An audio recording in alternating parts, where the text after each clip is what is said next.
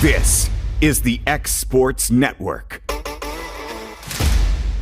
Great food is just a short drive to Hinie's BBQ in Lawrenceburg. Mouth-watering is just one way to describe the amazing flavors of the best piece of Hinie in town when you dig into a plate of pulled pork, hand-chopped brisket, chicken, wood-fire oven pizzas, and the menu goes on. Wash it all down with a swig of Hinie Shine lemonade and then make your way over to the gift shop full of Hinie sauces, snacks, and more. Hinie's BBQ, Highway 43 North in Lawrenceburg.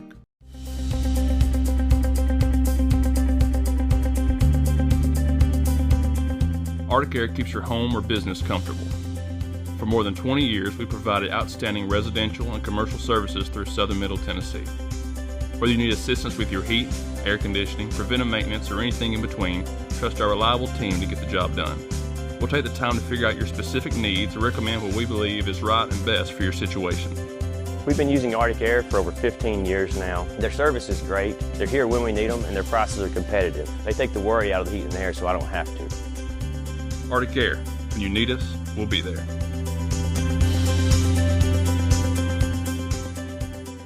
Do you have a small farm, a big farm, or just critters in the backyard to feed? If you answered yes to any of those questions, then you need to make the short drive down to A&B Feeds in Etheridge, Tennessee today.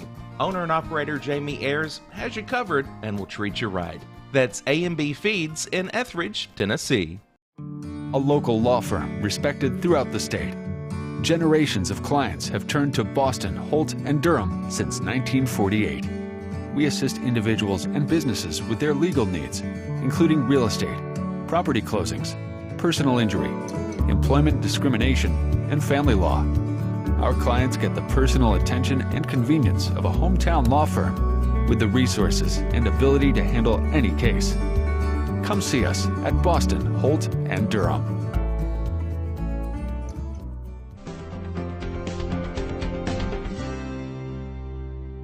931-852-4708 or stop by at 2567 Highway 43 South in Leoma. From the xSports Network, this is xSports Live, presented by Hinie's BBQ. Welcome everybody here to xSports Live from Hinie's BBQ, our final one of the 2022-2023 academic year, guys. What a year it's been.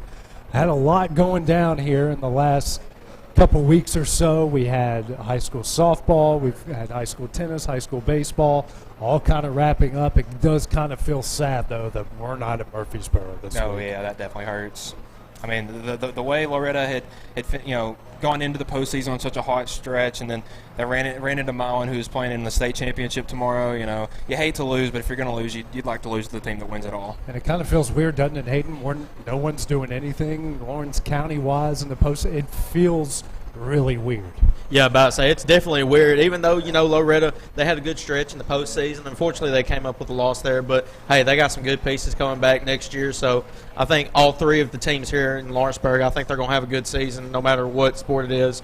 I think it's going to be we had a great year this year, but I guarantee we're going to have a good one next year also. Going back on it, you mentioned it, Michael. We were there. I was there for one game. You were there for all three against Milan. That first game, Clint Seymour comes out on fire, has a great game, hits a home run, really kind of takes over. They looked like they were in control. I didn't get to see the other two. What happened in those other two? Well, like you said in game one, it really kind of the first two innings set the tone. Loretto got up 5-0. Milan made a little push in the bottom of the seventh to make it a little bit of a closer game. But I felt like after that first game, Loretto was really in control.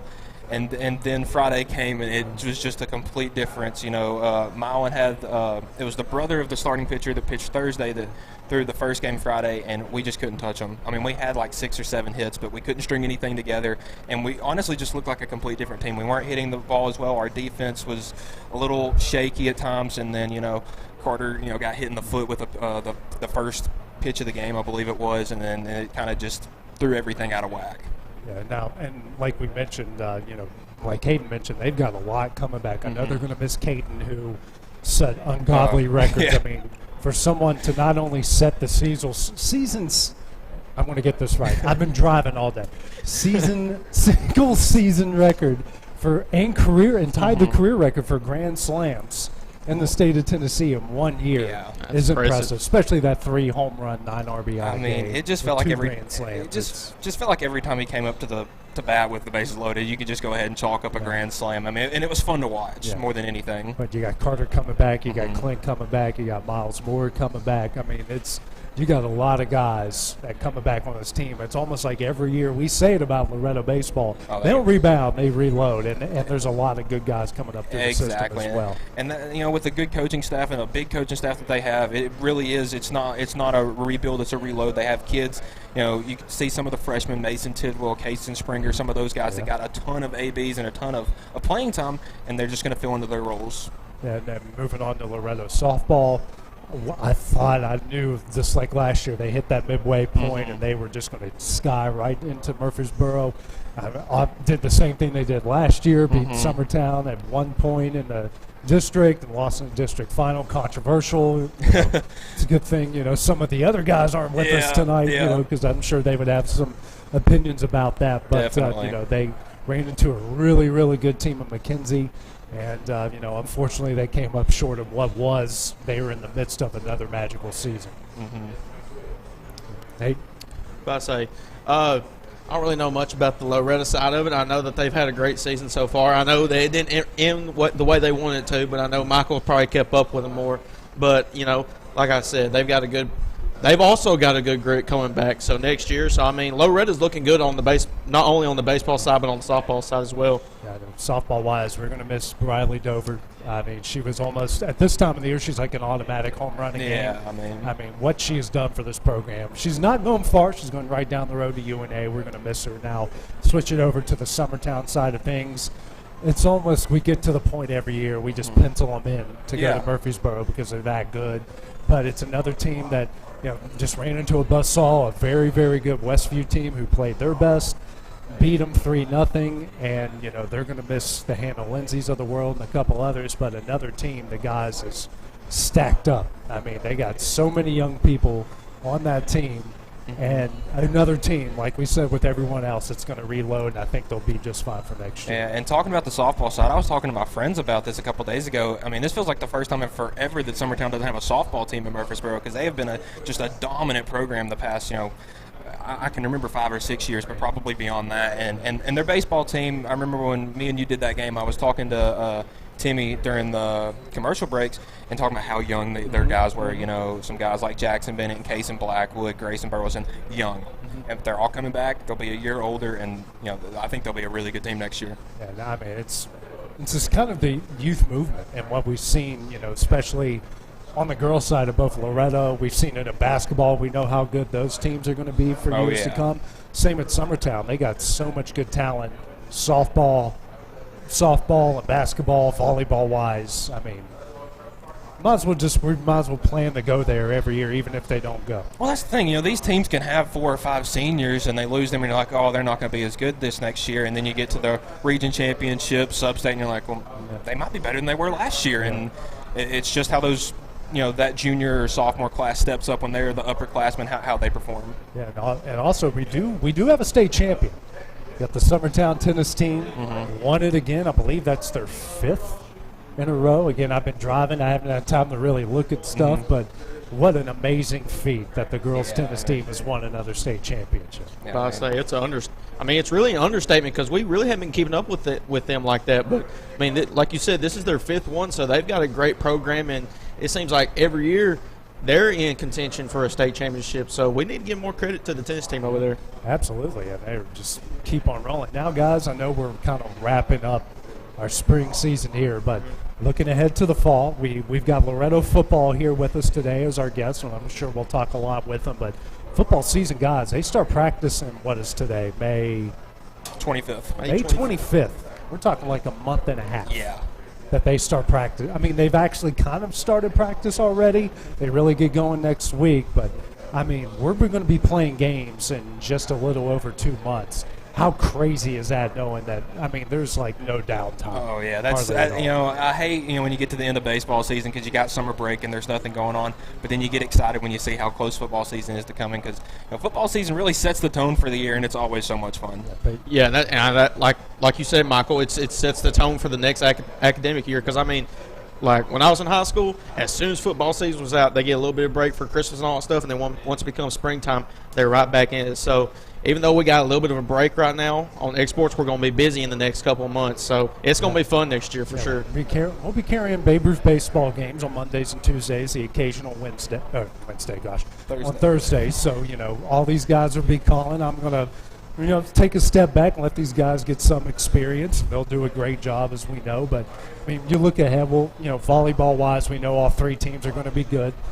We do have word that Summertown is missing Abby Jo Schaefer, tore her ACL, big hitter there in the middle, but we know what Loretto's got coming back. We know what Lawrence County's got coming back, and even with Schaefer gone at Summertown, we know what they have coming back. And wow, we could be in for a very exciting, busy fall coming up. Yeah, I feel like volleyball is one of the more kind of overlooked things, at least not in this county, but just overall.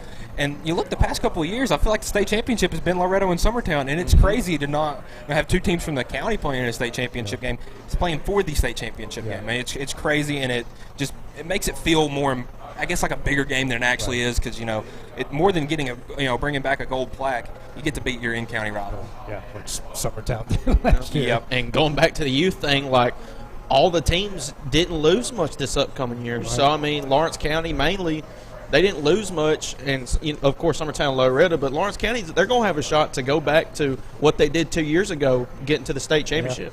Yeah, they didn't lose a whole lot. And Cortland Rose, their team captain, really good player. But so much youth that they got coming back. So they could have a special year. And, of course, you got football coming up right around the corner. We know Lawrence County didn't lose a lot. Loretto is stacked coming back. Summertown was extremely young.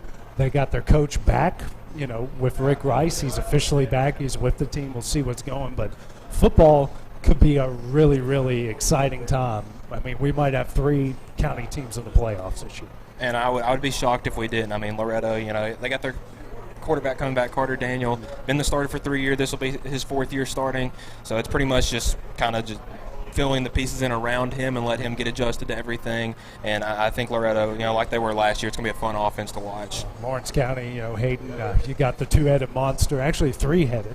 When you got Latavian Everly, you got Isaiah Bentley, you got Ian Clayton, got quarterback coming back. They got some out-of-state transfers on the offensive line that look huge and massive. They're switching districts. Honestly, I would say, just judging by what they did last year, it could be a weaker district because of, region. Because the region they were in last year was really, really good with the Marshall counties, the Tullahomas, and the Pearl Cones now they Tullahoma's sticking with them, but Lawrence County, with this veteran bunch, could be a team to look out for next year. But I say they were really. I'm not sure how many seniors they had last year, but I knew they were a young group last year. But with Isaiah Bentley coming back, he's going to be the Derrick Henry for Lawrence County, as you would say. But for sure, they're going to have a lot of running backs, and like you said, Loretto and Summertown are going to have good teams too. So it's going to be fun watching Loretto and Lawrence County play this year. I think that that streak, I'm not going to say it's going to come to an end, but there's going to be some question marks this upcoming year. There's going to be a lot of points. Yes. That's going to be a high-scoring game. Last 3 years, there's going to be a lot of I've got my calendar circled. I might get to the stadium 3 hours early. After the last 2 years, I'm so excited. 3 years have all been close games, and maybe they can break through this year. But man, I would hate to be a linebacker playing against Lawrence County because they got 3 bulldogs in the backfield, and they are just going to run it down your throat every single play. Or you have to be a DB or a linebacker against Loretto that can do everything that they can do with their studs out there. So, and you got now kind of staying with what's going on now. Obviously, we got basketball and hockey postseason's going on. Florida, inexplicably, is in the Stanley Cup Finals. An unbelievable run. But like you guys were talking, Denver is already in. They swept the Lakers, even though everyone nationally wants to talk about the Lakers and how good Jokic and Denver has been. But Boston has a chance to keep this series alive tonight. And you two asked each other questions: do they do it? And immediately you both said no. I guess they got a little steam the other night getting that big win in Game 4, but like we had talked about, nobody's ever come back from down 3-0, and this would be a good team to say why not us, but I just don't see it. Yeah, are they a capable team? Absolutely. They're the more talented team for sure because, Miami, they have 4 undrafted players. They have Mike Struess, who was a Division II player in college. Then he transferred to DePaul in Division I when he was a senior.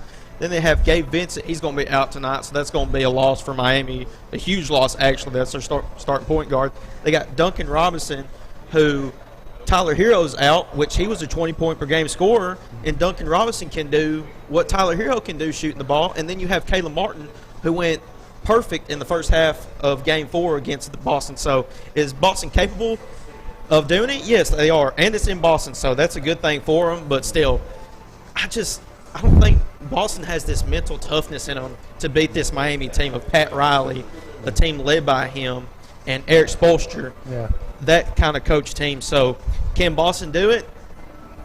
I think they can, but against this Miami team, I don't know if they'll be able to pull it off. And that's the biggest thing, like what you said right there. Boston, first-year coach Joe Mazzulla, nothing against him.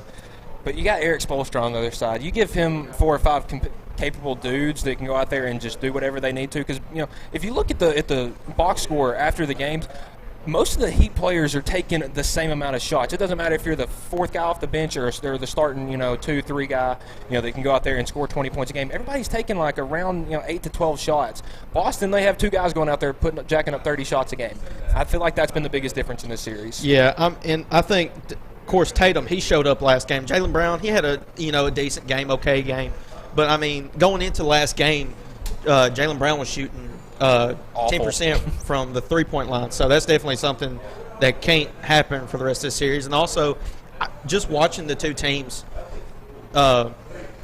Miami seemed more fluid on the offensive end than Boston did. It looked like Boston was just trying to do some little isolation things. They were finally getting Tatum back into the action, but still, they were a little bit more on the, I guess, undisciplined side on the offensive end than Miami was. So it looks like Miami, even though they lost, they're still rolling compared to the two, but hopefully Boston can come back and make this a big-time series. Oh, man. Hopefully we can get a Game 7. Yeah, let's say if we got a Game 7, I mean, anything can happen when you get to that point. At this point, does it matter? Is anyone beating Denver? Oh, they're good. I mean, because they got Jokic, who, could have been a three-peat in the MVP. Should have been the way he's been playing. Well, you look at the way Joel Embiid won the MVP and then got spanked by Boston. But you look how Jokic is playing, and then they have Jamal Murray as their second option, and like Michael Porter Jr. is their third option. I mean, they got 3 guys that can go out there and do anything for you. Yeah, I mean they got plenty of talent, and then talent come off the bench too. Like you got Jokic, the main man, and then Jamal Murray tore his ACL, and everybody kind of forgot about him. And then this last series against the Lakers, everybody was kind of stunned on how he performed because, I mean, I can't remember what game it was. I think it was Game 3 that he had 30 in the first half. And so like we were talking about earlier, Michael, he's the type of guy that if you go to New York or Memphis and play on the outside basketball courts, he's the type of basketball player that's how he plays. Like he's that type of outdoor basketball type player. So this Denver team, they're my favorites at this point, so they're going to be a tough team to beat. Yeah, by far. Well, actually, we have Will Pettis text us in. Summertown's girls tennis has won 3 out of the last 4. Oh, obviously, nothing in 2020. Yeah.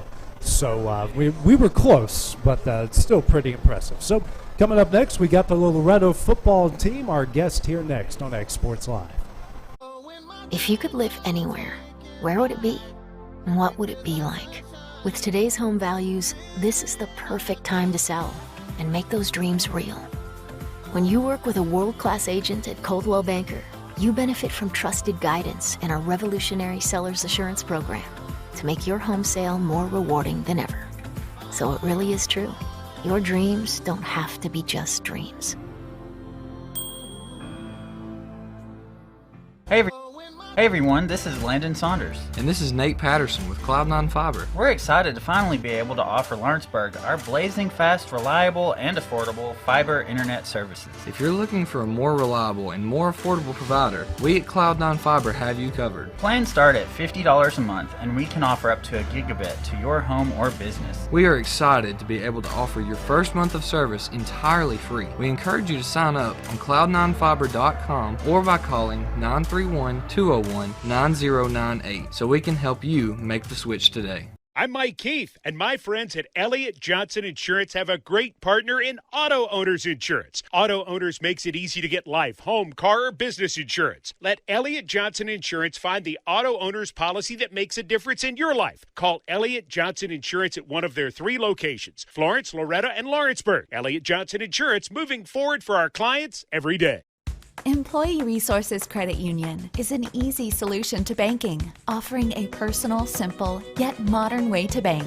When you bank with ERCU, you are a shareholder, meaning you own a piece of the pie. And we make it easy with the convenience of digital banking, with service you won't find at another financial institution, including low to zero fees and incredible rates. We have the technology you need with the personal service you deserve, right here in your own neighborhood. Employee Resources Credit Union, not for profit, for service. For decades, First Class Charter has provided high-quality motor coach transportation services to the Tennessee Valley. With numerous safety and cleanliness accreditations, First Class Charter is ready to make your group trip a reality. Contact us today by visiting firstclasscharter.net. First Class Charter, the official motor coach company of the North Alabama Lions.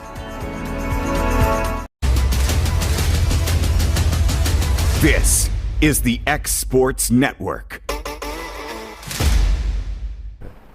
Welcome back here to xSports Live from Hinie's BBQ, brought to you by Hinie's BBQ. Joined by Loretto football guy, head coach Barry Daniel, Jack Welch, and Carter Daniel joining us here. Guys, thank you guys for stopping by. And, Coach, it's that time. Yeah, I mean, spring sports are over with, winter's over with, it's football season, and before you know it, I mean, you guys are going to be playing that first game of the year. Yeah, it's not going to be long. I mean, I think Coach Rawson posted a graphic the other day, 90 days to kick off for the first game. So it's crazy how fast it goes by. Like when we start in, November, December with off season, I always tell the guys, hey, it's hard to see August from right here, but it'll be here in a hurry. And then, like a couple weeks ago, we're getting out of school, and it's like, hey, 90 days, guys, let's go. We got to get ready.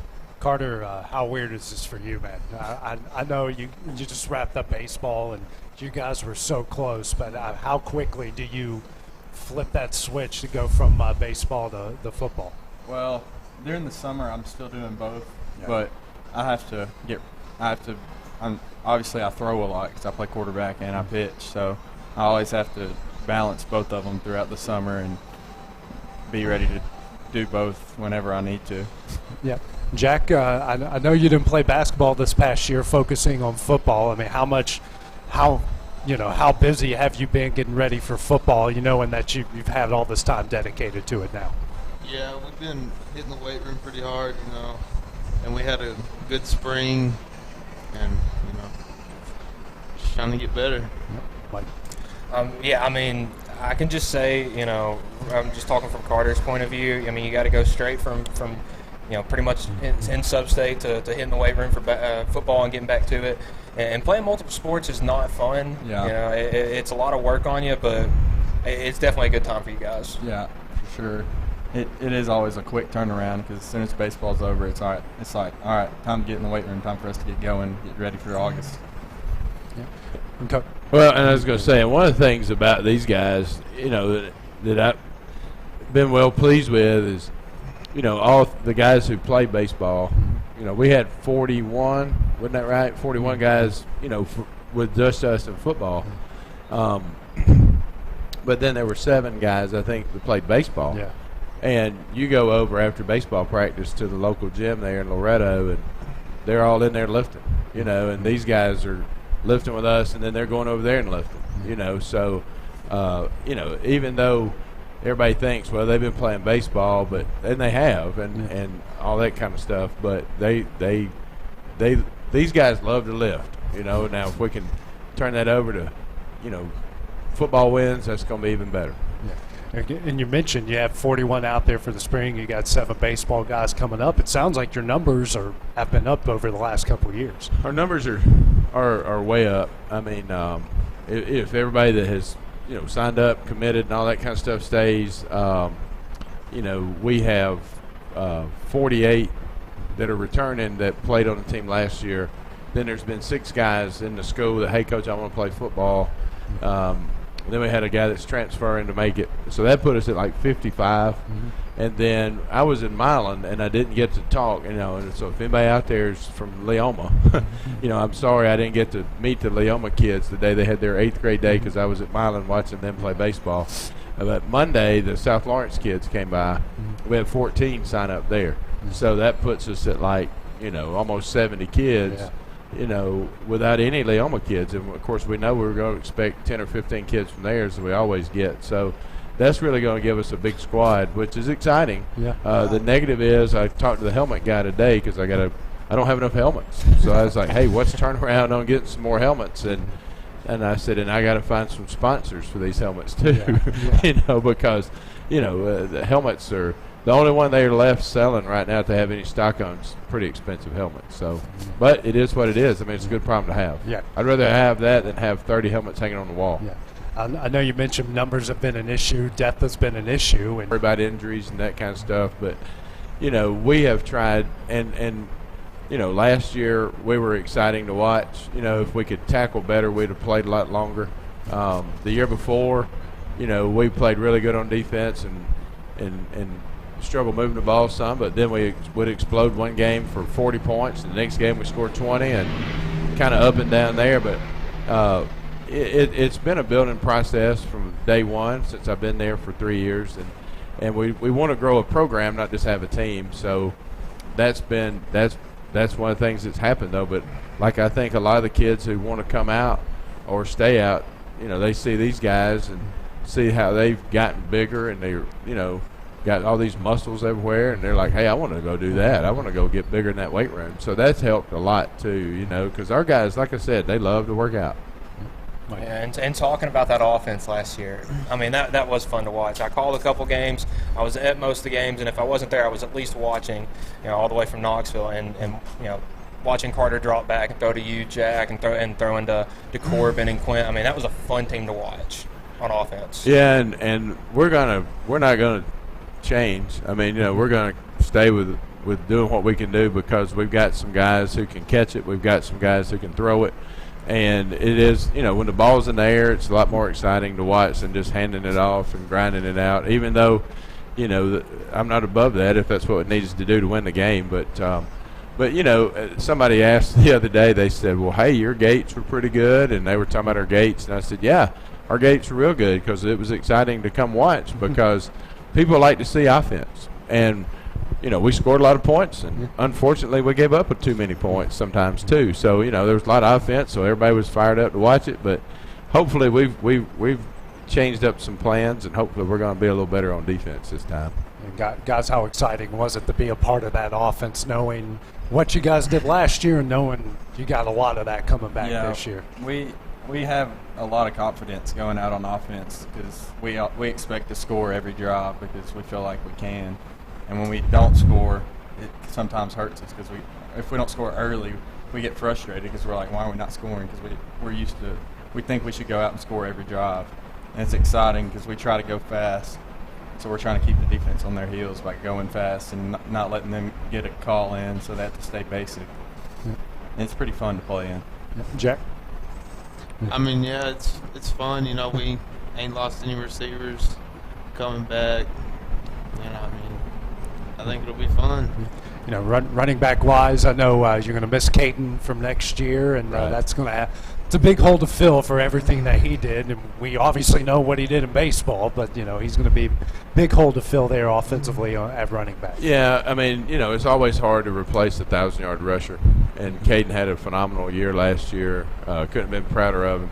And we're going to have some guys coming in. Hopefully, we've got 3 or 4 pretty good backs returning. So, it may be by committee. It may be one guy takes it and runs with it. We just don't know right now because our helmets, reconditioning on our helmets didn't come back in time to have any kind of spring really from a standpoint of getting the pads on. So we won't know anything on that maybe till August. But at the same time, I mean, we feel confident about those guys that are coming back. And, the hard part is sometimes you've got 3, 4, 5, maybe 6 good skill receivers, but you only have one ball. Right. You know, and, Right. and Yeah. you know, and you get Jack. Maybe he's on our sideline for a play, and he'll go, "Hey, this dude can't guard me. Throw it to me." You know, and then it flips over, and Clint's the same way. Clint's like, "Hey, this guy, I can outrun this guy. Throw me the ball." So It's said about everybody, yeah. though.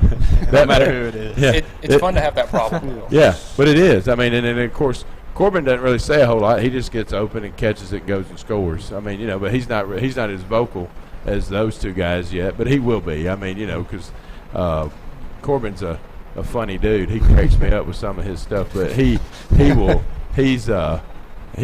become more vocal. He was just, you know, a youngster last year, so we're expecting a lot of things out of him too. Yeah. But you know, it's fun to have 5, 6, 7 guys that you trust, that you can throw it to, and you know they're going to catch it, you know they're going to run a good route, you know, and that kind of stuff. So that's what another thing that makes it fun, and they have fun, you know, within the scheme of, you know, like we may be doing some play over here, and they may be over here running some route, making guys chase them and stuff. So it's pretty fun. Yeah. Fun group of guys to coach too. Your region's changing up. Just looking at your schedule right here, you know, those first 2 are normal, but, you know, I'm looking at Harpeth. You got Hickman County, East Hickman, Eagleville, Waverly. This region this year for you guys is looking so much different. And you obviously don't have as many non-region games as you have in the past. So your schedule's almost drastically different than what we've seen before. It's a lot different. Now, 2 years ago we played Eagleville and Hickman, but since I've been here we haven't played East Hickman. Yeah. I think they did before. So, you know, we've got a lot of new faces, and like Harpeth, I know where Harpeth is, but I don't have 1 minute of film on Harpeth to even know what they do or what they look like or any of that kind of stuff. And it's a pretty challenging schedule because we close out with Waverly, who's always a solid team, and we close out with Mount Pleasant, yeah. you know, who we've had some really good games with the last 3 years. And of course, but like we've been talking about the first quarter of Collinwood, you know, we're not looking past that, you know, and because like we're going to talk about winning each game or playing each game 1 quarter at a time. And so like the other day we talked before they left for their 2-week break or whatever, and that's one of the things I stress to them is like, look, don't worry about Lawrence County, don't worry about Summertown, don't worry about, you know, Harpeth, any of those people. First quarter of Collinwood, and let's just go from there. Yeah. And for you guys, I mean, obviously it's a different region. Things are changing a little bit. How much have you guys thought about that, or is it like, you know, your coach said, you're just worrying about going to Wayne County and playing Collinwood in week 1?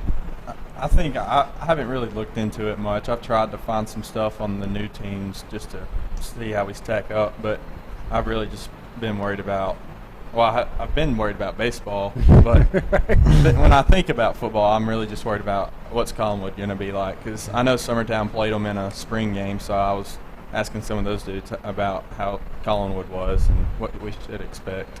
Yep. Jack?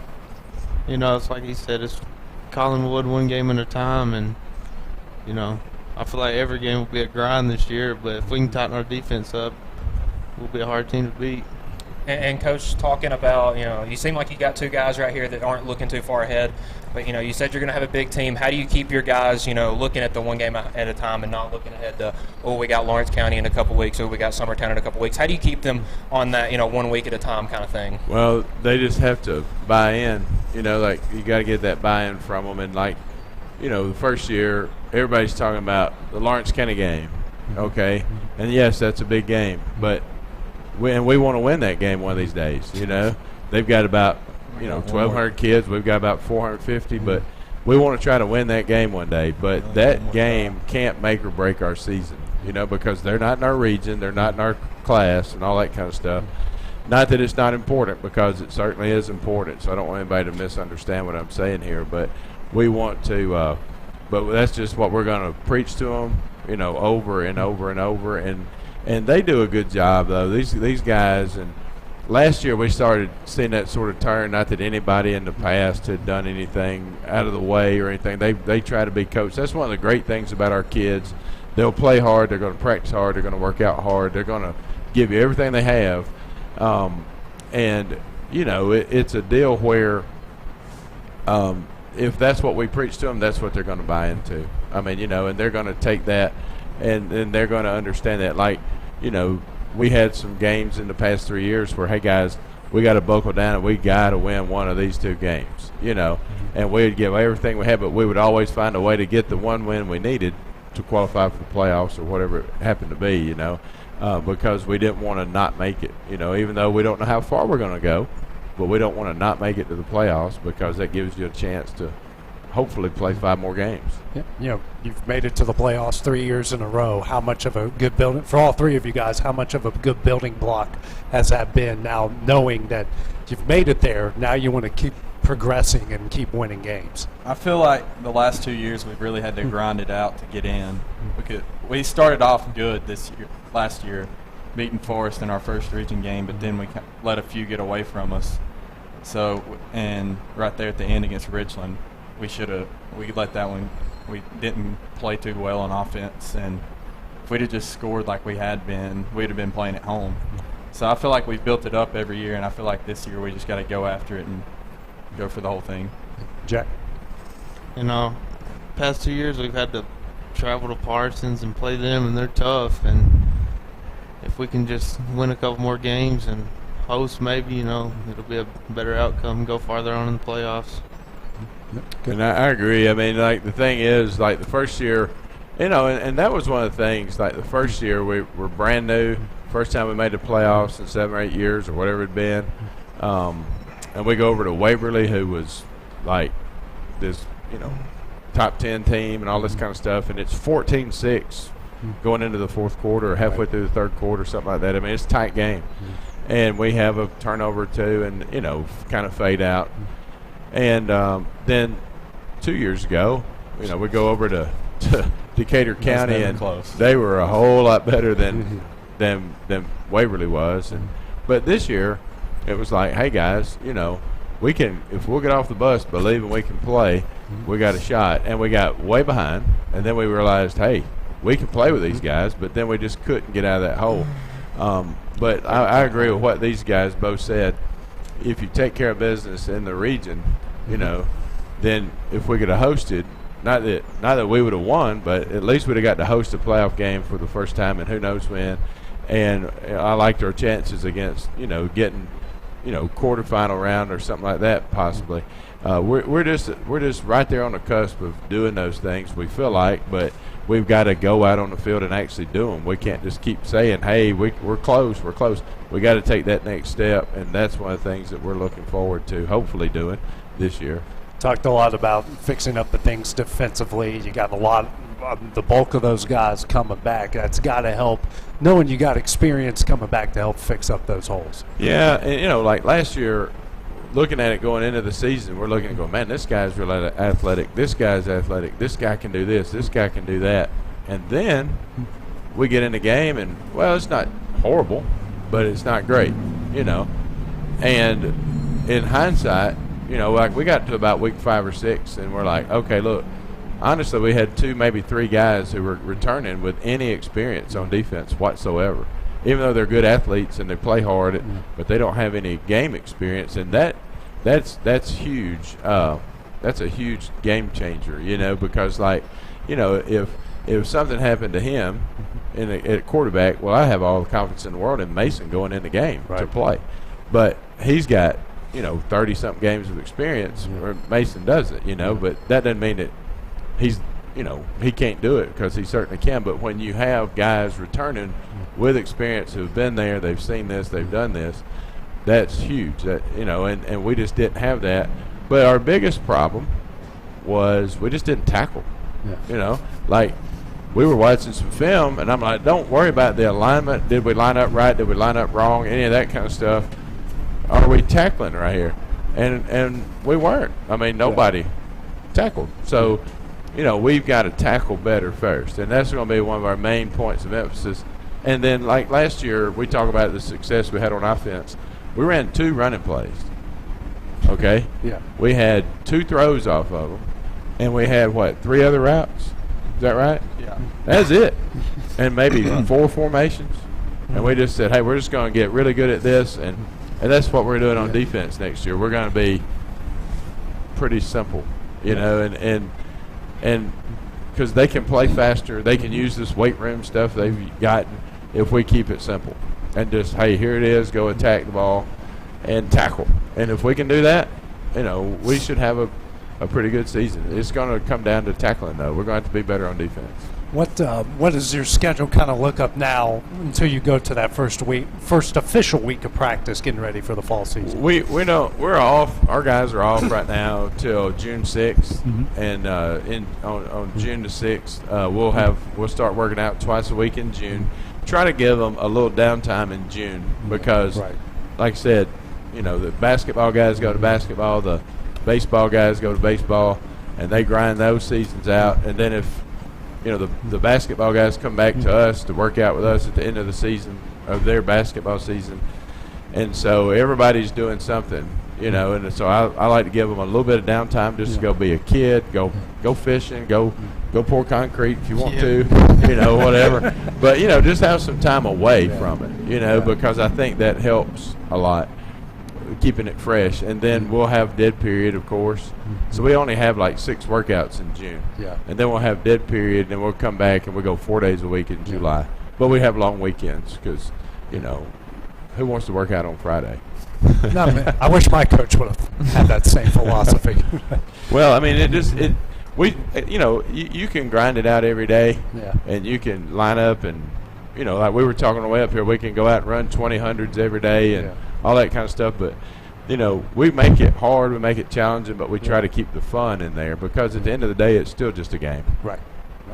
All right, well, guys, I'd like to thank you guys for coming by here on. Thank y'all. I know well before the season, but we'll definitely be keeping up with you guys throughout the course of the year.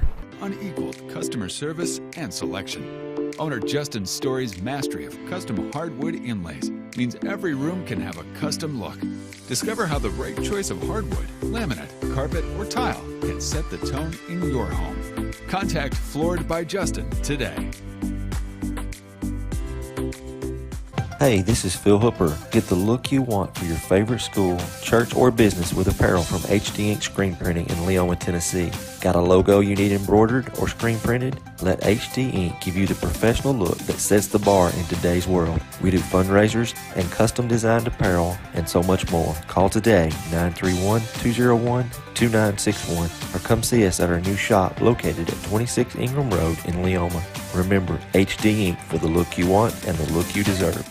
Whether it's popcorn, biscuits, or automotive, you need the right ingredients to achieve the best results. Heritage Automotive is proud to serve our community with a continually growing inventory. We also help our community grow by contributing to a vibrant economy, which helps build schools. I'm Keith Durham, and I'm the General Manager here at Heritage Automotive, and it's my job to make sure that you're 100% satisfied. Heritage Automotive, your hometown Chevy, Buick, and GMC dealer. Are you looking for the perfect refrigerator? What about a new stove or washer or dryer? It only makes sense to shop at the one place that specializes in appliances, top to bottom, big or small. And that's Kelly Appliance in Lawrenceburg. Kelly Appliance is home to all major name brands, including LG. LG makes life good with a full selection of refrigerators, cooking appliances, dishwashers, microwaves, and more, including appliances made right here in Tennessee. Family owned and family operated. Stop by Kelly Appliance on Jerry Street in Lawrenceburg today.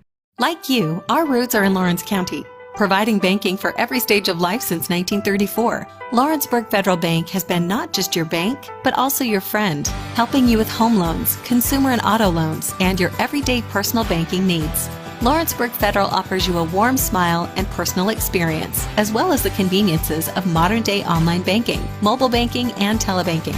Lawrenceburg Federal Bank, your neighbor and friend, located at 118 West Gain Street next to the courthouse. Great food is just a short drive to Hinie's BBQ in Lawrenceburg. Mouth-watering is just one way to describe the amazing flavors of the best piece of Hinie in town when you dig into a plate of pulled pork, hand-chopped brisket, chicken, wood-fire oven pizzas, and the menu goes on. Wash it all down with a swig of Hinie Shine lemonade and then make your way over to the gift shop full of Hinie sauces, snacks, and more. Hinie's BBQ, Highway 43 North in Lawrenceburg. This is the xSports Network. Welcome back here to xSports Live, brought to you by Hinie's BBQ from Hinie's BBQ. We got Hayden Burks, Michael Marks joining me. And guys, I forgot to bring this up at the top before we get into our big topic of the day, but we got a new basketball rule coming up for this year. The NFHS is putting this into effect now. States can choose whether or not to use this or not, but we're going to the women's college basketball rule. 5 fouls in a quarter. It's 2 shots. So they're doing away with 1-and-1s. What are your all's thoughts on that for high school basketball? I think it'll make games more interesting when it comes to free throw shooting, because there are some, I'm not going to say like necessarily game plans that come to it, but you got to know when to foul and when to be a smart foul. Be like, oh, this is a 1-and-1. But now that it's going to 2 shots and stuff like that, that's definitely going to change up how some teams play, physicality wise. Yeah, Hayden, you're around the college game a lot, so. But I say I see it. I go to it. I'm at every college game, so it's definitely like a huge impact for high school. And I feel like, just having that aspect of the game change like that, not only does I think it's good for high school, but also I think it for those potential high school players that are going to be going to the next level, I think it brings their IQ level to another level that they're going to see in the foreseeable future. Yeah, I think even though men's college basketball still has the 1-and-1, but I think it will change a lot of things because, when you get to that 7th foul, even if they miss the first one, they still get the second one. So it's going to be an adjustment period. How much strategy-wise that changed things, I haven't seen much at the women's college basketball level, but I do think it will play an impact in some games that some coaches, some fans, and some players don't necessarily see coming. Well, and when it comes to high school sports, there are teams that play more physical than others, that get more fouls than others. So they're going to have to, I guess, back off a little bit from how they play because, when you start getting into the foul trouble, those free throws start adding up, the lead can change. It's going to change how some teams have to play. Yeah, and then also with high school sports, I think that's one thing, Michael. And then also with college, I've seen it firsthand over at UT Southern. I mean, just like that, a game can change just like that. We were, at one point, we had a 20-point deficit going into the second half, and just like that, within 5 minutes, we shrunk it down to 6. And so using those free throws possibly, I know it's not like it is in men's basketball yet, but if it were to change like that, I think it'd be huge, like I said, not only for just being smart with your fouls, but also strategy-wise how you could use them against the other team possibly. And when it comes to free throws, you're talking about shrinking a deficit really fast. Free throws are the best way to do that. You're shooting with a free shot without the time moving. And it's the best way to cut into a deficit. Yeah, and like I said, that's honestly, when it comes to basketball, people, they give all kinds of reasons why they didn't lose and all that stuff. Well, free throws they have that name in them for a reason. They're free. Nobody's talking to you. It's just you and the rim. And they may not have a huge impact on the final score, but in a close game, free throws will win or lose you a game. They will. All right, guys, now on to our topic, which is the most intimidating places to play in any sport and also the ones that are a bit overrated. We're going to start off with the good side. So, Hayden, we'll start with you. What places do you find to be the most intimidating? So, I've got some honorable mentions I want to recognize. So, I've got the Boston Celtics Arena, TD Garden, the Atlanta Braves Truist Park, and Kansas City Arrowhead. Those are some honorable mentions, but mine's going to be over Oracle Arena. It was Golden State Warriors Arena from the 70s all the way up till 2019. And here's some homework I did at the time. So on April 28th of 2008, they hosted a game against the Denver Nuggets in the playoff game. Well, I'm not sure if it was a playoff game, but I know it was their first game where they had 20,737 fans attend that game. That had to be a playoff game. I'm pretty sure it was a playoff game. But ever since then, they sold out every game from that point on. So that was something impressive, I thought. And then also their record from 2010 all the way up till 2019, their record from them was in 2010, it was 26-15 at home, 12-21, which that was the lockout season for the NBA. 2012, 28-13, 27-14 the season after that. The next 2 seasons, they were 39-2. And then after that, they went 36-5 when they acquired KD. 29, 12, and 30 and 11. So at home, if you were an opponent, you were probably going to be scared. And then also one final stat that I looked into, when opponents are at Oracle Arena, they shoot 44.3% from the field, 34.2% from three, and 75.5% from the free throw line, and that's at Oracle Arena. League average for opponents on the road, they shoot 47.1% from the field, and that's a humongous drop-off. Right. 35.5 three-point percentage and 78% from three. So, I mean, it's a huge deficit from those three at Oracle Arena. So I feel like that's probably the hardest place to play at. And, of course, everybody knows Steph Curry. Yeah. When Steph Curry was making shots at that place, they're going bananas. It's absolutely insane how that arena just goes wild. Well, I feel like everybody's seen the video of Clay scoring. I don't remember how many points it was in one quarter. 30, But he just 37. He'd get the ball, dribble one shot, and it would go in every single time. I watched that highlight so many times. It's so fun to watch that crowd. It's just like I was a kid, watching those guys and just feeling that and seeing that. It makes you feel like you're at the game. It makes you want to go outside and shoot yourself. Yeah, it makes you want to imitate that stuff. Yeah, and that's the one thing. These guys practice this thing every single day, so I think it's good. I know some people, some of the older guys that, watch the 90s and all that stuff, they don't really like that. But I know, the game's changed now. Teams are shooting 30, 40. Maybe I've not seen it, but sooner or later they'll probably be shooting 53s a game. Yeah. So I think it's a good thing for the NBA the way they're trending. And, I mean, you got to credit it to the Warriors, but, you also got to credit to this fan base also and the ownership for what they've done for this fan base, how the fans have come out, supported this team, even through the thick and thin where they weren't good, and then this past few seasons while they've been on a run, and it looks like they're still going to be on the run. So that's probably my top team. I know you've been going to Knoxville, so I'll let you talk about Neyland Stadium if you want to. Oh, man. Okay. So I've been going to at least one Tennessee game a year since 2012. Okay. That was Derek Dooley. The first game I went to, it was me and my dad, and we played Troy.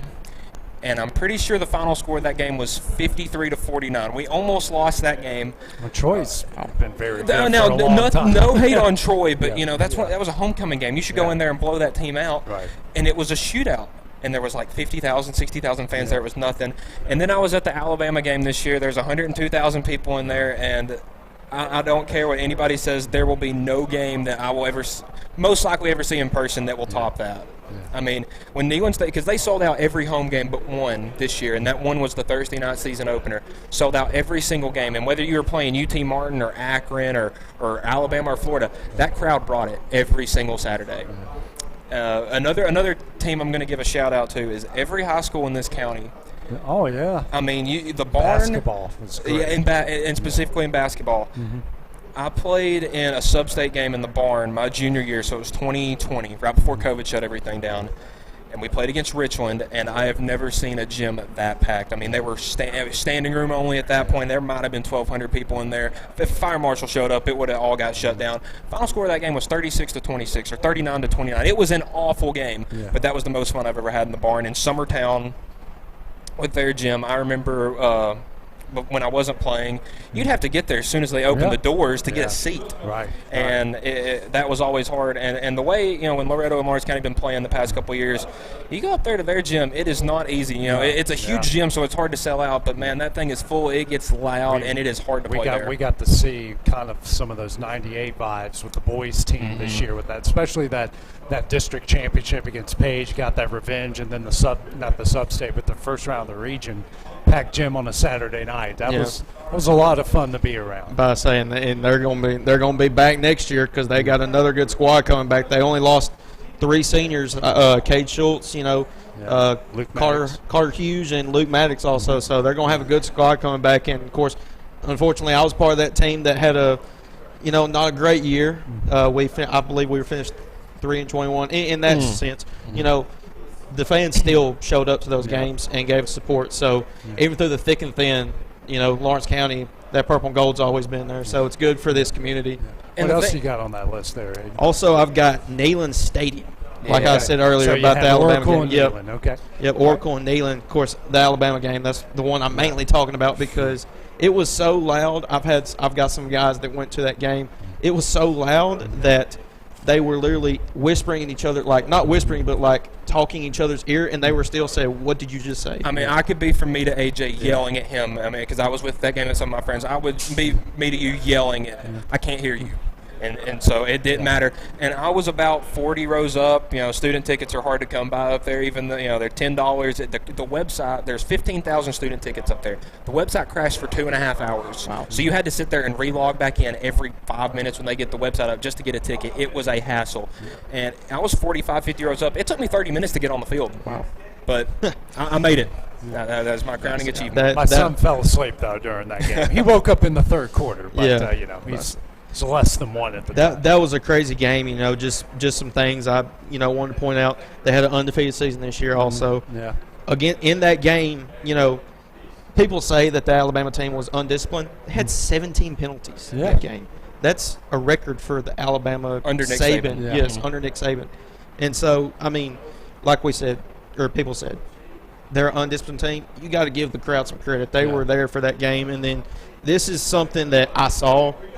And I think Ken Weathers was the one that reported it, saying that there was a earthquake and the earth moved because of how the crowd reacted whenever he made that, McCarthy made that field goal. Yeah. So it's just unbelievable how that crowd always shows up. When Tennessee's rolling, when Tennessee football's rolling, that crowd's going to show up. And I can just tell you that week before being on campus going to school there, it was the most tense city I've ever been in because you're just sitting there, you're just waiting because you don't know if Bryce Young is going to play. You don't know, what's all going to happen and stuff like that. And it was just so tense. And then the way it ended with that field goal, it was just an explosion, like you said, with that earthquake. It was just like a huge sigh of relief for the past 16 years of just, getting beat. Yep. So what other ones you got on your list there, Mike? Not this year. It was a little rough this year, but Thompson Bowling Arena, it's underrated. It has a huge capacity. It's around 20,000, but, dude, that place last year when Tennessee had, like, Kennedy Chandler and John Fulkerson and those guys, I got in line. We played Kentucky on a Tuesday night at 9 p.m. I got in line at 10 o'clock that morning. I got courtside seats, and the student section of that arena filled up in 50 as soon as they could let everybody in. I mean, it was full. We played Auburn at home that year. That was a crazy game. I mean, it was loud. Yeah. That's the best way I can describe it. And I'm also going to give a shout-out to Lindsey Nelson Stadium, the baseball stadium. No, that's turned into a good place. It only holds like 4,000 fans, but, man, for 4,000 fans, that place gets loud. Wow. Because I was there, last year when they were just, like, hitting 20 home runs, stuff like that, crazy scores every game.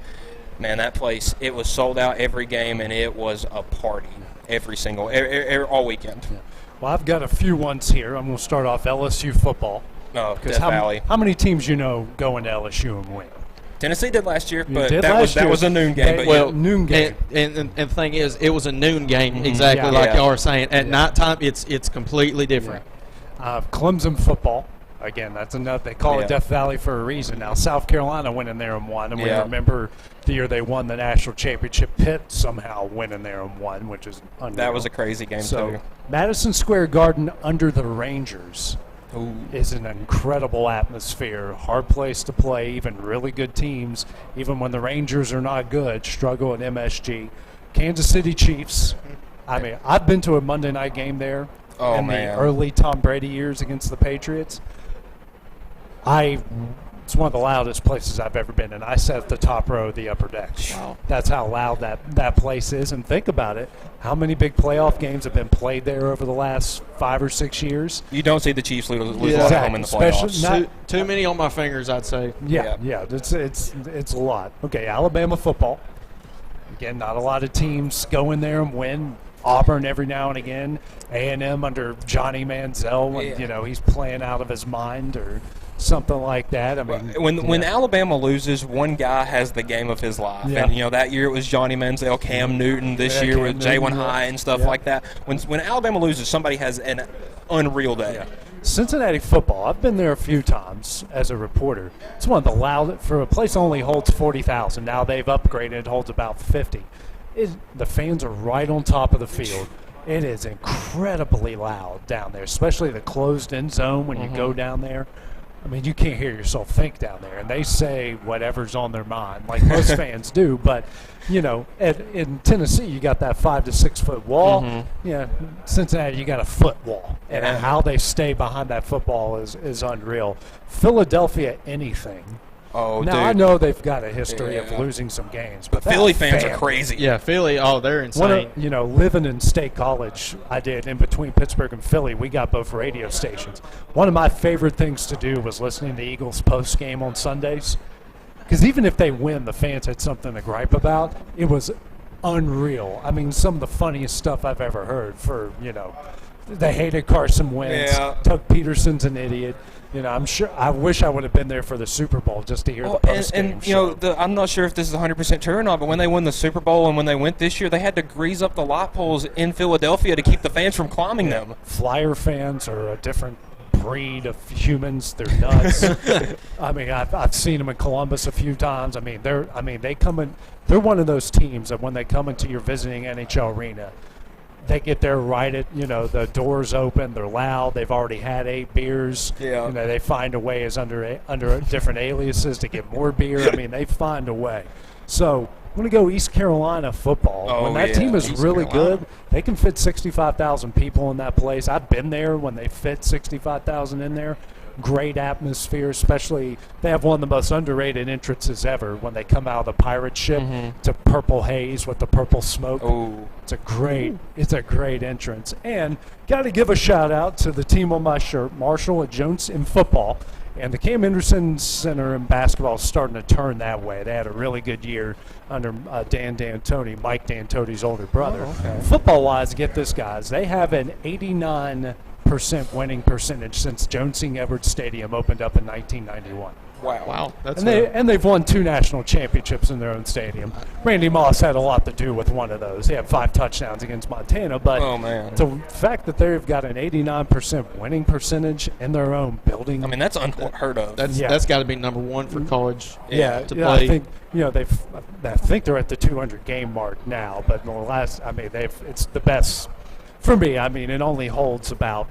Well, they're subtracting some seats. They're tearing down. It held 40 at one point. I think they're going down. Some of those smaller stadiums are really underrated, and it comes to any sport. There are some small gyms that don't hold a lot. I think St. Mary's. They have a high school gym, but when you watch them in Gonzaga play on a Saturday night at like 1 in the morning, that place is jumping. It sounds like MSG. Yeah, and another small type gym, but an incredible atmosphere. It's Duke basketball. Duke men's basketball. That place goes crazy. Whenever R.J. Barrett, Cam Reddish, and Zion Williamson, when I watched them on TV and those guys doing what they did, that place, that student section was going wild. So that is an unbelievable place. All right. Well, let's now go to overrated. Who you got on your overrated list? Overrated? Well, I got some honorable mentions for that one as well. I got Notre Dame Stadium. That's one of my overrated ones. And it's a tourist trap at this point. Yeah, they don't win there that much anymore. Yeah. And then I'm probably going to get a little bit of hate for this one because Bridgestone Arena, I feel like.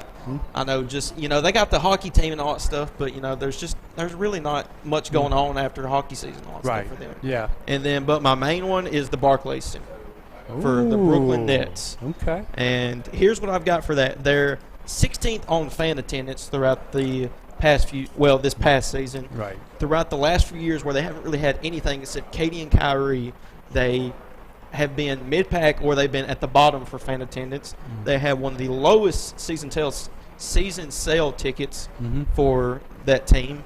And they are, they're a silver grade LEED certified team. And they also, the main thing about that, why I think they're an overrated team, is whenever they played, it was November 16th of 2021 when they played the Golden State Warriors. That was when Steph Curry had 37. They packed out that gym. I remember watching that game, and they were showing Steph Curry shooting free throws. You can literally hear the crowd chanting MVP. Yeah. And this is when they had KD, Kyrie. Of course, Kyrie was out because of the COVID vaccine situation. But they had KD and James Harden at the time. And Barclays Center and the Brooklyn Nets fans are cheering for Steph Curry, chanting MVP at their place. Yeah. So I think Brooklyn is overrated. Well, at the time, I think they were overrated when they had KD, Kyrie, and all that. I believe it's an overrated fan base. I think that they Can they improve that? Yes, because they're in New York. You know, even though New York is run by the Knicks, you know, everybody knows the Knicks brand and all that stuff. You got the little brother Brooklyn, but still, I just think they're overrated for how their fans are. Yeah. They really don't have much of a fan base there. Yeah. So that's just me on Brooklyn. What you got, Michael? I'm going to go with a little bit of a two-parter. So I'm going to go with West Coast college football and two teams in particular, USC and UCLA. All right. They were both really good last year, and you see pictures of their, the stadium, and it's got like maybe 6,000-7,000 fans, if that there. And that's kind of sad. I mean, you're in LA, which I get there's a lot of things to do in LA. When you have a top 10 college football team, you don't know how rare that is to have. And they got good teams and good players and stuff like that, and nobody wants to go watch them. I thought about USC, but under Pete Carroll, that place was packed out, 90,000 a game. Now they've shrunk attendance. They're putting up tarps. They've built that awesome press box and luxury suites, and they still can't sell out the place. Yeah. I mean, they're one of the flagship programs in college football. And UCLA plays in the Rose Bowl. Who doesn't want to go to the Rose Bowl at any point, at any time, any day to watch a football game? Well, UCLA fans, as we found apparently. out. And another one, I'm going to go with, it's maybe just me being a Tennessee fan, but I feel like Georgia football, Sanford Stadium, is a little overrated. It's on my list. For one reason, and that's because they think that they're like a top 5 stadium in the SEC. When you have a conference that has Kyle Field, Texas A&M, Neyland Stadium, the Swamp, just places like that, you don't really necessarily fit in. And there are some small stadiums in the SEC that are crazy. South Carolina, when they got a big game, like the Tennessee game last year, that place was crazy. Auburn, they do it really well. The Cowbells in Starkville for Mississippi State are really good, and so I just don't think Georgia is really where they are now. They have crazy fans and stuff like that, that bark at people, but I just don't feel like their stadium is where they think it is. I think it's I have them on that list because I've been there a bunch of times. It's not the loudest stadium I've been in. Like I mentioned, Cincinnati and East Carolina and Kansas City, Neyland, I've been in, and it's when they're good, it's rolling. I think a lot of it has to do like when the team is good. Now they do have a great fan base. It's dedicated. They show up game in and game out, but it's not the loudest place I've been. It's not the most intimidating place I've been. Now, teams don't go in there and win a lot. No. It's pretty rare. But it's kind of hard to go in and win somewhere when you have an NFL defense on the field and Kirby Smart coaching them. And now an NFL offense. Yeah. Yep. Well, as long as they don't get behind the wheel with alcohol in their system, which they just had the fourth one. Like, okay, 2 I can give you a pass on, but now the third where'd you get the 3? Yeah, I mean, you got a problem, Where'd the third and fourth one come from after that? Yeah, I mean, it's how that turns into a problem, I don't know. But I've got a few here. So I've got Ohio State football. I've been there a few times. You think 100,000 people and it would be deafening? I've heard when it comes to Big Ten crowds, when you're in an SEC game, it is hostile. When you're at a Big Ten game and there's 100,000 people, I've heard most of them are just sitting down and watching the game. Yeah, Ohio State's got a great fan base, and they are the most SEC of the Big Ten. But when I was on the field, I saw them against Marshall on a Thursday night. And they crushed Marshall, which was supposed to happen. But then the next one, I saw them when Virginia Tech beat them the first year of the playoff when they won the national championship.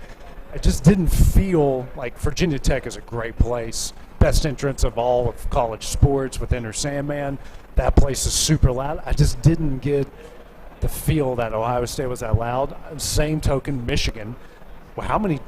When Michigan's great, you can't win there, but when they're not, they still sell the place out. But a lot of teams win there, and they win there on a regular basis when that team's not good. So that's kind of lost it. Found Yankee Stadium to be overrated. I was going to say that, but I didn't want to come off as a biased Red Sox fan. So I'm a Cubs fan, but, when people know that, Wrigley, obviously the Cubs lost, in the World Series, they lost 2 out of 3 in their own building and won 3 out of 4 to win the World Series. But not many people think Wrigley Field's intimidating. I even recognize that as a Cubs fan, but people are like, oh, my gosh, it's Yankee Stadium. It's like, well, when you don't have Derek Jeter and Mariano Rivera and Andy Pettit and all those guys, you don't win a lot of games. Nope. People see it as kind of like a landmark type of stadium instead of like an intense type of stadium now. Yep. Green Bay. They've lost a lot of playoff games in their own building as of late. A lot of playoff games. Any hockey arena in the playoffs, as we've learned, home ice advantage means nothing in the hockey playoffs. So the Staples Center, I think any team now that Lakers, the Clippers, the Kings that play there. It's just not what it's an LA crowd. And one thing that's killed it, it's not even called the Staples Center anymore. Yeah, it's like the Crypto.com. Yeah, I mean, it's still the Staples Center to me. We mentioned Notre Dame. I don't think Dodger Stadium's. I think the team is good. I don't think Dodger Stadium's one of those places like, ooh. I feel like it's more of kind of like the problem that happens with the Yankees. It's more of a tourist attraction than it is a baseball park. Yeah. I find Auburn football is, when the team is good, they're great. When they're not, a lot of teams go in there and win on a fairly regular. I mean, Penn State went in there and turned it into State College South this season, you know. The St. Louis Cardinals, this is just me being a Cubs fan, knowledgeable fan base. They're one of the best fan bases to be around as far as knowledge of the game. It's not an intimidating place. They've lost a lot of World Series games there, and it's not the, oh my gosh, we're going to St. Louis, what are we going to do? Seattle, for the Seahawks, this isn't what it used to be. I mean, people like, oh my gosh, like you mentioned earlier, an earthquake on the field, but guys, recently they've lost a lot of games and a lot of big games. And I think that's one thing, like when you got big names and all, I think when you got big names like they have Russell Wilson. The Legion of Boom. People think, oh, this crowd's going to be electric, this is going to be insane. Sometimes, like when you go to that West Coast, you go to small market teams and all that stuff, the fan base isn't as there. Like you see Portland Trailblazers, like just as an example, I wouldn't say they're much of a small market team, but not many people want to go to Portland to watch them play. So I think it's just location, I think, is one thing. But, and like you said about Staples Center, it's L.A., I get it. Yeah. And they're like the big brand in the NBA. And so, but I think that's mostly stars, like you said, but still, you know, location, I think, is one thing about that. And I want to go back to just like good environments. Every single home Major League Baseball team, you watch highlights in the playoffs, those places are packed and they are crazy. A lot of YouTube videos. My favorite's the side video when someone hits a home run and everyone knows it's gone and everyone jumps up. The hands, it's the best. Because like football, you know, in hockey it takes them a little bit to realize they score a goal. But in baseball, you know a ball's gone off the bat, especially in the playoffs. And you just see everyone jump up. I love those videos. Well, guys, a lot of good points. I'm sure if we had Cam and Clint and Dusty here, they bring up some ones as well. Well, coming up next, we're going to wrap up here our show on xSports Live. Me and the guys are going to rant, and we're going to get a special message from Clint Brazier at the end of the show. That's coming up next. Lawrenceburg Flooring and More is your premier source for hardwood, laminate, luxury vinyl tile, sheet vinyl, residential and commercial carpet, carpet tiles, ceramic and porcelain tile, waterproof floating floor, plus blinds and shutters. Lawrenceburg Flooring and More is also home to all name brands and can tackle projects big and small. Installation, you're covered with installers who've got years of experience and stand behind their work. Let Lawrenceburg Flooring and More make your design dreams a reality. 2760 Highway 43 North, or visit LawrenceburgFlooringandMore.com. Whether you're looking to spruce up the interior or exterior of your home or business, trust Lawrenceburg Glass to provide a one-of-a-kind product. From windows to mirrors, shower doors, custom framing, storefront installations, and everything in between, Lawrenceburg Glass takes pride in our quality craftsmanship and strong attention to detail. With us, your customer experience always exceeds expectations. We're reliable, on time, and we deliver stunning results. Lawrenceburg Glass. Our passion is reflected in our work. What really matters during the ball game, so the call didn't go your way. Now what are you going to do? How are you going to respond? Right after Paul said, rejoice in the Lord always, and again I say rejoice in Philippians 4 and verse 4, he said in verse 5, let your reasonableness be known to everyone. Other translations say gentleness. Other translations say big-heartedness. The idea is do unto others as you'd have them do unto you. Respond in a way you would want others to respond to you. And that message brought to you by your friends at the Leoma Church of Christ. Are you looking for a non-factory job environment? Livingstone Freight Solutions is a 3PL company that began managing warehouses in Tennessee, Alabama, and Mississippi. With our multiple shifts and experienced management team, our goal is to give you as an employee a safe family work environment and competitive wages. We offer a wide variety of employment opportunities from forklift drivers to management level positions. We also strive to offer a competitive benefit package and PTO options. For more information or to apply, visit us at livingstonefs.com or give us a call at 931-269-3255. Being raised in Tennessee, we believe in the importance of family and community. Creating a positive experience at our family-owned and operated business is one of the ways we share that belief. Being in an accident can be extremely stressful. When it came time for my repairs, Mashburn's made it easy. I am lucky to have a wonderful company in my community like Mashburn's Collision Center. It's reassuring to know that I'm in good hands because their work is second to none. We pride ourselves that the Mashburn name is one of the most trusted in Lawrence County since 1981. Mashburn's Collision Center. Let our family take care of yours. This is the xSports Network. And welcome back here to xSports Live, brought to you from Hinie's BBQ by Hinie's BBQ. And now it's the end of the show, so it's time to rant. Hayden, we'll start with you. So my rant is over the NBA once again this week, and it is over Ja Morant. So I love Ja Morant as a player, but this is the second time he's been caught holding a firearm in his hand during a IG post. So with that, I'm upset because this guy was a second-round pick for Memphis Grizzlies. That's in Memphis, Tennessee. So this is local for us, and even though that's not my team, I still support them in a way because, you know, that's my home and all that stuff. And Memphis hasn't had a star like that in a long time. They haven't had anything since Mark Gasol, Zach Randolph, Mike Conley. But you compare Greg those Grimes. guys to Ja Morant, it's like, you know, highlight-wise, it's completely different. And like I said, Ja Morant, he also came out with the signature shoe, the Ja Morant ones for Nike. And with him doing that, he more than likely, I'm not sure what the punishment's going to be, but it's going to be high. It's going to be probably close to 25 to, if not the whole season. So I hope it's not. But with what he did then, he lost a lot in the process because he didn't make an All-NBA team this year. And I don't know if y'all know this, but if you make an All-NBA team, you get a huge raise. Yes, you're going to get a huge bonus to that. So I believe it was what I read, he lost $100 million worth of bonus he could have made for not making an All-NBA team. And also his Ja Morant's one had been taking off the market for Nike on their website store. So that's huge losses for him. So, you know, like he said, I hope he gets his act together because, like, this is the second time, and I know people, as he said in his statement, that, you know, his words may not mean a lot right now because this is his second incident. And so I hope he gets it together. I love Ja Morant as a player because he's Derrick Rose 2.0. We all know how Derrick Rose was before he got hurt. So I just hope a talent like that doesn't get wasted because he's unbelievable as a talent because he can literally take you one-on-one and there's no stopping him getting to the basket. So that's my rant over Ja Morant. You know, I hope he gets it together.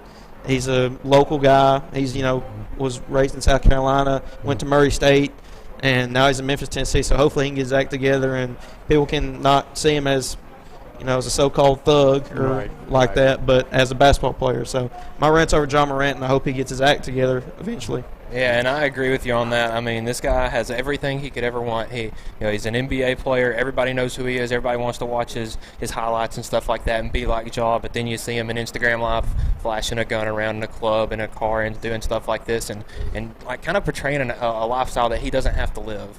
And he wasn't even from. Yeah, and the thing is, he's talking about, you know, after the first incident, he's like, you know, I want to be somebody kids could look up to and be a role model, and then he does it again.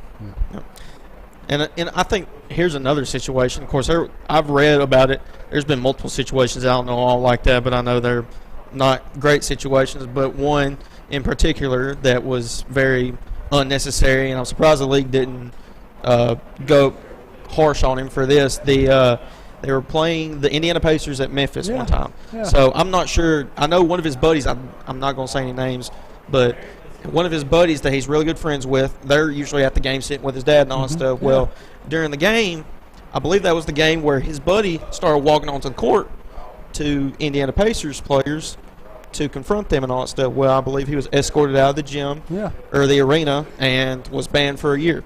Well, later that night after the game, the Indiana Pacers were loading up onto their bus at the time, and Ja was picked up by that friend of his and a few other ones, and led up to them pulling near where the Indiana Pacers bus was, and Indiana Pacers security team reported that there were red laser dots aimed at the chest of players and coaches of that team. So it's one of those just issues, multiple issues that he's been faced with. And that, like you said, that's a lifestyle he's not from and he doesn't have to live with. Right. Yeah, absolutely. My rant's probably going to be one that's been beat to death, but it's got to be the transfer portal. It is killing college sports. I mean, the thing that sparked this, I saw a tweet today that Harrison Bailey has entered the transfer portal again. He started at Tennessee, transferred to UNLV, and he's transferred again to Louisville. I mean, there are guys that have entered the transfer portal who knows how many times. And it's turned, college sports, which is an amateur sport, into a professional sport. With Hunter Dickinson transferred from Michigan to Kansas. He came out and said that he transferred so he could make more NIL money. And that's turned college sports into a free agent market where it's going to kill some of these small market teams that get these like hometown kids. They're going to go somewhere else if they can make more money, and it's killing small teams and even big teams with small markets, kind of like Michigan in a way, and some of these teams that can't afford all these players. They're just going to go somewhere where they can make money, because now as a college athlete you can just get paid millions of dollars apparently. Right. So good rant. Well, I've got a couple. The first one, and I mentioned that. Okay, everyone, if you're driving on I-40, going from Knoxville to Nashville or from Nashville to Knoxville, you are allowed to go over 70 miles an hour, especially in the fast lane. As I have seen in the last couple of days, I do not want to drive like I'm at Daytona trying to win the Daytona 500. You can go faster. It has happened. And going to school over there, I am on I-40 as much as anybody. And sometimes I'm trying to rush home, to call a game or something like that, or I'm trying to rush back to school because I have an exam, and I get caught behind, an older gentleman or an older lady in the left lane of the interstate going 55 miles an hour, and it just puts everything to a gridlock. And this is my next one, is about and I've kind of been stewing on this for a while. Guys, I've got a rule when it comes to state championship games. And I've got a gripe with multiple states about this, including my own. When it comes to a state championship game in any sport, it should not be played at a high school. It should be played at a neutral venue, something to make it feel big time. I've got a problem with the TSSAA playing softball and baseball at high schools. They've got all of these open college places. But why? Because it's conference tournament week. Same on the softball side. You got all these open places. Why? Super Regional week. Only 8 teams are hosting for the Super Regional. Only one of them's in the state of Tennessee. Why are we at a park jamming everyone together, having to fight for space? I mean, even when you've got Tim Krieger, who's one of the biggest suck-ups to the TSSAA, saying this is a bad fit, or some of the guys over at that outfit over there in Murray County complaining that this is a bad fit. That means they've really screwed up, at the people that suck up to him the most are the ones that are complaining about I saw a video that Krieger put on his Twitter page, and it was like, there's a problem with this, and it had both of the team's radio crews sitting on fold-out tables right behind home plate. They couldn't get into the press box or anything like that, and we had the same struggle with me and you and Kevin when we were doing baseball games. We're sitting under a tent. Yeah, I mean, there's got to be a better way to do this. And football's played in Chattanooga. I love Chattanooga, but if you're going to put everything in Murfreesboro, you got a great stadium right there in Murfreesboro. Baseball, you got all these minor league parks, you got all these great college parks. You can put all that in. Basketball's fun. I have no problem with basketball. I do have a problem with volleyball. Why are we playing in high schools? Yeah. I understand they're in Murfreesboro. It's a central location. But how is it Knoxville, and we just talked about how much we love, I know you go to school there, Hayden's been around there, there's not one darn state championship event or anything in Knoxville. You've got one of the biggest Division I universities, and you're playing everything at high schools. At high schools. And that does get on my nerves too. When it comes to like single A, Class 1A and stuff like that, it's okay to play it at a high school to some degree, because you're not going to have that gym sold out. Move it to a smaller college. Yeah, you can go to Lipscomb. There's plenty in Nashville. Nashville. To Belmont. There's plenty in You can go to Vanderbilt. I mean, play it, a big time. I'm going to hate on my own state. They play baseball at a minor league ballpark. It's awesome, but softball's played at a high school, and not even aesthetically pleasing. Looks like crap, all because they've got turf. Big deal. Everyone's got turf now. Yeah. But you think about it, in football, Chattanooga's got a great stadium. I mean, no hate on Chattanooga, but you can go to Nissan Stadium, you can go to Knoxville, you can go to ETSU. MTSU's got a good stadium. I mean, Vanderbilt, we all know they're not playing anything past December, especially in that building.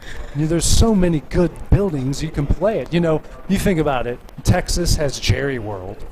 And you think of everything else. Watching a high school state championship game in there is incredible. Georgia, even though they've moved it to Old Turner Field, but when I was there, was at where the Falcons play. Yeah. Unbelievable atmosphere. I mean, you know, all Florida, they play in the Citrus Bowl. I just think that the kids deserve better. Yeah, they do. They deserve a big-time place and a big-time atmosphere. Who cares how much it costs? Who cares how many people are going to be there? It should feel like a big-time game, so put it in a big-time building. Yeah, and it's also an issue from, I'll talk on the parent side a little bit, it's also an issue for parking because not only is there going to be 2 teams, there's probably going to be another team playing after that. And so you're trying to find parking. People are going to have to park, you know, maybe at the gas station, maybe 2 miles away, walk to where the high school is or something like that just to come watch their kids play. So, I mean, and they're going to have to try to find a seat. It's going to be hard to find a seat during that time. So I agree with you, AJ. I don't like it how it is. It's one of my biggest pet peeves. I mean, I just think big-time games should be in big-time buildings. Yes. And now I do have a little bit of a positive. Last year, since I had like a media pass to do some of the state tournament baseball games at Riverdale, I had like a couple parking spots that were closer for us, so we didn't have, because I've many experiences this year with Webb. I had to park like for the region tournament. I had to park almost like a half mile away and walk in because there was nowhere to park there because there were 4 teams there. Well, think about if you set it up in advance baseball wise, you can go to the Smoky Stadium. You can go Jackson Generals. There's not a minor. I mean, there's some sort of a minor league team there, but if you book it, the Sounds, you book it far enough in advance. UT's got a great building. Vanderbilt's got a great building. There's no excuse to. And when it comes to college, these guys of course, I go to NAIA school, so we get. I mean, it's not NCAA, but we still get like what we did last year when we went to the national championship. Our basketball team, we went all the way to Boise, Idaho to play College of Idaho at the time, and that place was rocking. We got banners coming in. We got on-court passes as players, coaching staff, all that stuff. And so, like I said, local high school, middle school, I feel doesn't get the recognition by TSSAA for not only from the player side to get a big atmosphere, but also as a fan or a spectator. Yeah, basketball's fine, Murphy Center, that's something everyone looks forward to. Yeah, you want to go to the Glass House. Do you really look forward? Like, we're going to go play at Siegel High School. That's no disrespect to Siegel High School. Great facilities, but it's not the same. It's not the same atmosphere. Yeah. So we mentioned that Clint Brazier is going to be joining us now, so let me give him a call. He's going to wrap up our segment here.